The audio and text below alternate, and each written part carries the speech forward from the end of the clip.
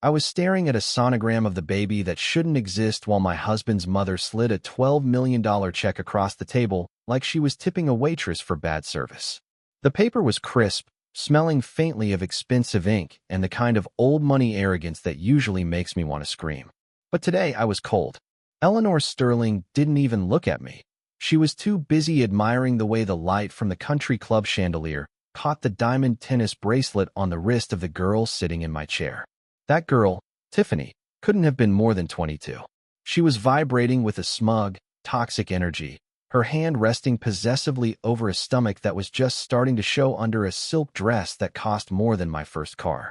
Eleanor leaned back, her pearls clinking against her chest, and told me in that dry, Ivy League rasp that the Sterling bloodline was a sacred trust, one too precious to be wasted on a hollow vessel like me. She didn't call me a woman. She called me a manufacturing error, a defective product that had failed to deliver the one thing that mattered in their world, a male heir.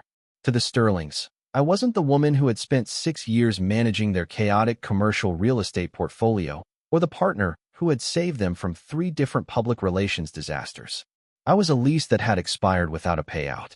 Julian, the man I'd built into a mogul, the man I had stayed up with until 4 a.m. for years helping him memorize quarterly reports, wouldn't even look up from his phone. He sat there, his shoulders slumped, looking like a man who had already moved on to a better version of his life.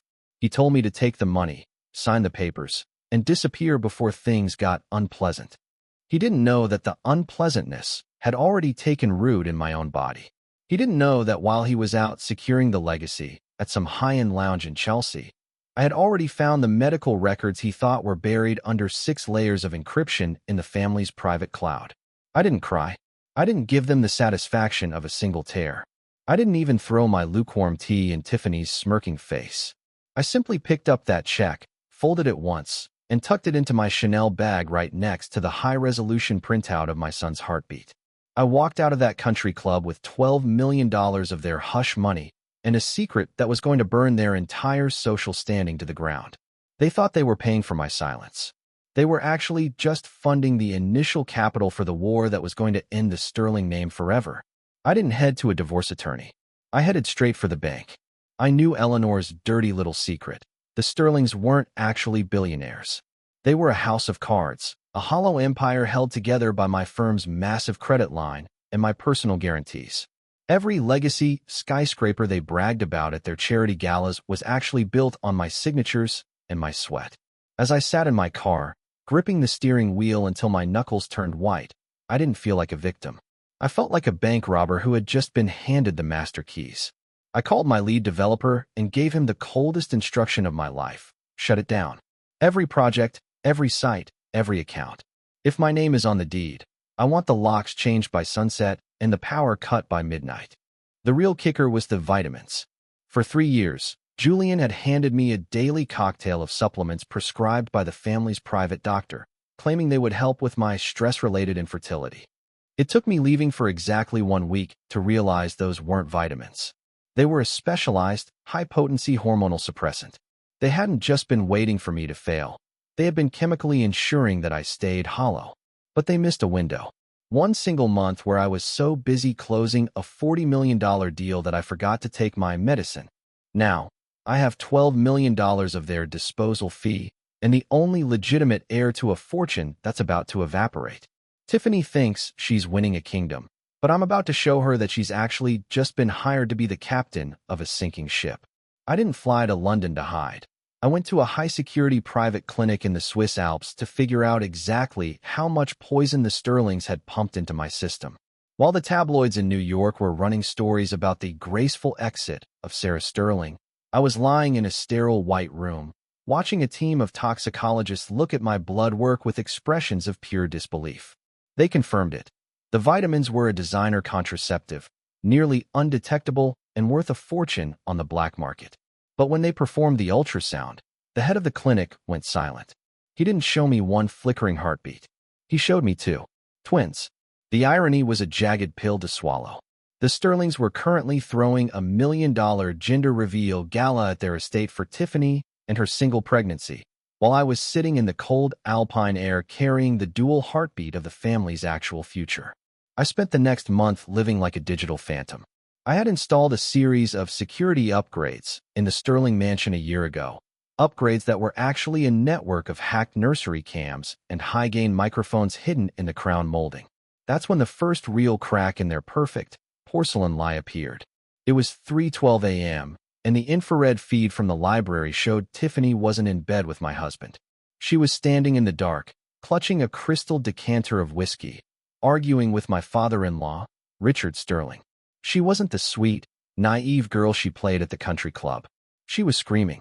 She told Richard that the deal was shifting and that if he didn't wire another $5 million to her brother's account, she'd tell Julian the truth about the night of the Founders Gala. Richard didn't even raise his voice. He just stepped into the light, looking like the devil in a bespoke suit, and reminded her that she was an asset he had purchased to solve a problem.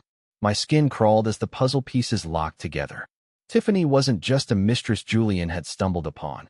She was a plant. Richard had handpicked her to replace me because I was starting to audit the family's offshore accounts. I was becoming a threat to his control, so he decided to replace a powerful partner with a desperate girl he could leverage. But Tiffany was smarter than he gave her credit for. She was playing her own game, and she was starting to realize that once those babies were born, her usefulness to the Sterlings would drop to zero. I recorded every second of that blackmail session. It wasn't just a domestic drama anymore. It was a criminal conspiracy. But the twist that nearly shattered my resolve came when I accessed Julian's private health portal. My husband wasn't just a cheater. He was a victim too. I watched his vitals over the last 6 months. His heart rate was erratic, his kidney function was dropping, and his weight was plummeting. I realized the vitamins weren't just for me. Richard was poisoning his own son, keeping him in a state of physical and mental fog so that Richard could remain the sole decision-maker for the Sterling Trust. They weren't just replacing me. They were clearing the board of everyone who could stand in the way of Richard's total dominion. I looked at the $12 million check, still sitting uncashed in my safe. It was the only thing that tied my identity to their financial grid. I knew if I deposited it, their digital forensics team would have my GPS coordinates in seconds. So, I did something better. I contacted a deep web broker and laundered that check through a series of untraceable shell companies in the Cayman Islands. I wasn't just staying hidden, I was building a war chest. That night, I sent a single, anonymous text to Julian's burner phone. Look in the lining of your briefcase. Check the blue vials. The response was silence, but through the library camera, I watched Julian tear his office apart at 4 a.m. The war was no longer in the dark. I had just handed the man I used to love the matches, and now I was going to wait for the smoke to rise from the Sterling mansion. The mansion was in a state of absolute psychological collapse. I watched Julian through the cameras. He looked like a man who had seen his own ghost. He had found the blue vials Richard had been slipping into his morning shakes. My husband spent 3 days in a silent, terrifying rage, playing the part of the obedient son while secretly collecting his father's hair and skin samples for a private DNA test. But instead of calling the police, Julian did something that made me realize he was further gone than I thought. He walked into the dining room, sat down with Richard and Eleanor, and calmly discussed the floral arrangements for his wedding to Tiffany. He was playing the same game I was, but he was doing it without a safety net. I decided it was time to accelerate the timeline. I didn't call Julian, I called Eleanor. I waited until I knew she was at her ultra-exclusive spa day, the one where she pays $5,000 to be pampered by people she considers subhuman. When she picked up, her voice was like a shard of ice. I told her in a low, steady voice to check the sterling silver humidor in Richard's private study. I told her that Tiffany wasn't just the help. She was recording Richard's every move and planning to leak the family's tax evasion records to the IRS the moment the marriage certificate was signed. I watched on my monitor as Eleanor's hand began to shake. I wasn't just a ghost anymore. I was a demon in her ear, telling her that the replacement she had championed was actually the one who was going to send her to a federal prison. Within 4 hours, the Sterling estate turned into a battleground. Eleanor and Richard were screaming at each other in the grand foyer, 40 years of a fake marriage dissolving into accusations of betrayal and greed. While they were busy tearing each other apart, I used a backdoor exploit in the mansion's server to download Richard's Project Phoenix folder. I expected to find more offshore accounts or maybe a hidden mistress. What I found was a medical horror story. Richard hadn't just targeted me because I was a successful businesswoman. He had targeted me because my blood type and tissue markers were a perfect, one-in-a-million match for Eleanor Sterling. I sat in the dark of my Alpine office, my breath hitching in my chest as I scrolled through the surgical plans. Eleanor had a rare, degenerative bone marrow condition that she had been hiding from the socialites of New York for a decade. She didn't need a daughter-in-law. She needed a walking, talking organ farm.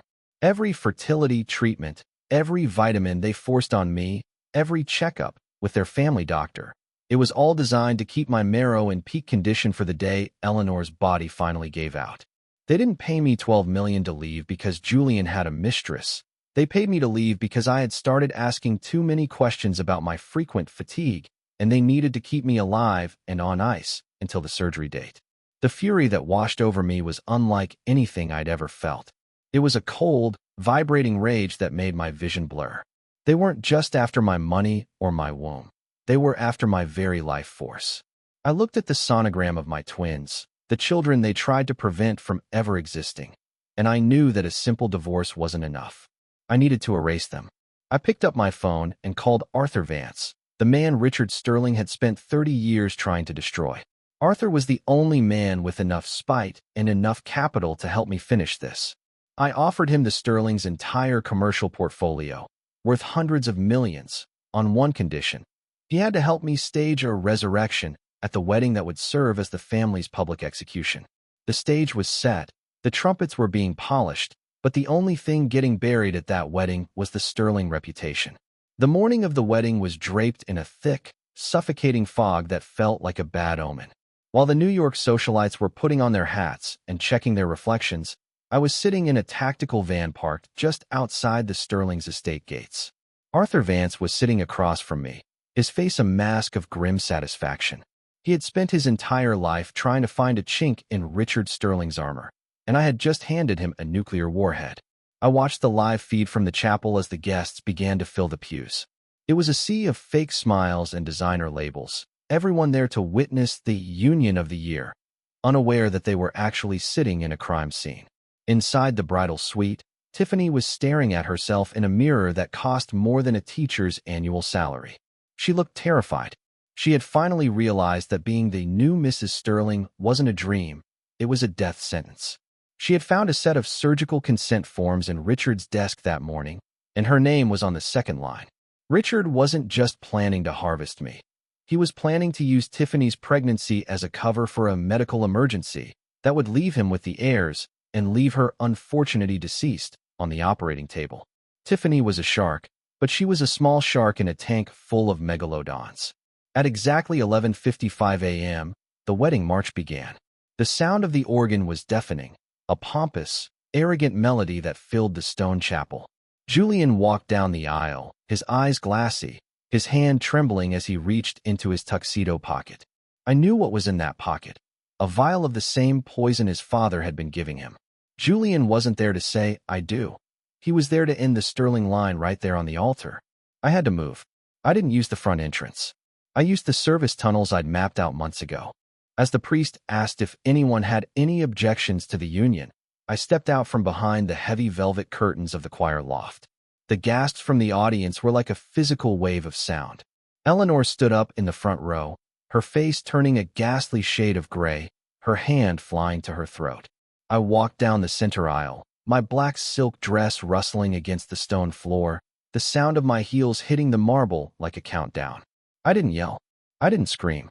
I just took the microphone from the priest's hand and looked directly into the camera that was live streaming to the entire world.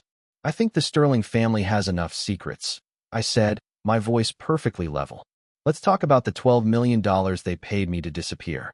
Let's talk about the hormonal suppressants they fed me for years. And let's definitely talk about why the bride is carrying a baby that Richard Sterling intends to use as a medical resource." I hit a button on my tablet, and the giant LED screens the Sterlings had installed for their tribute video flickered to life. Instead of photos of Julian and Tiffany, they showed the surgical plans for Eleanor's marrow harvest. They showed the wire transfers to Tiffany's brother. They showed the video of Richard admitting he was poisoning his own son. The chapel, which had been a temple of high society, was suddenly a courtroom, and the verdict was already in.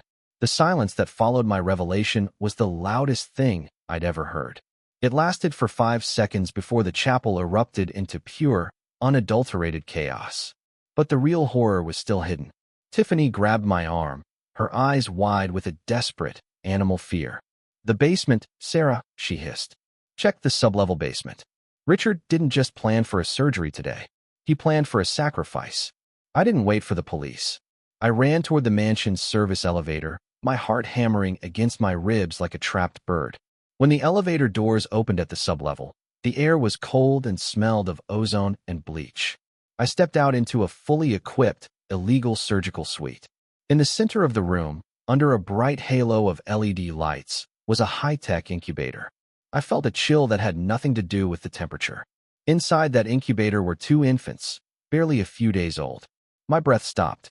I realized with a jolt of pure, visceral horror that the Sterlings had been hiding a surrogate in this basement for months. They didn't just want Tiffany's babies. They had created a backup legacy, using my own stolen eggs, harvested during one of those fertility procedures I thought were for my marriage. I surged toward the incubator, but Eleanor stepped out from the shadows. She wasn't the frail, elegant woman I'd seen upstairs. She was wearing a lab coat, a scalpel clutched in her hand, her eyes burning with a manic, terrifying clarity.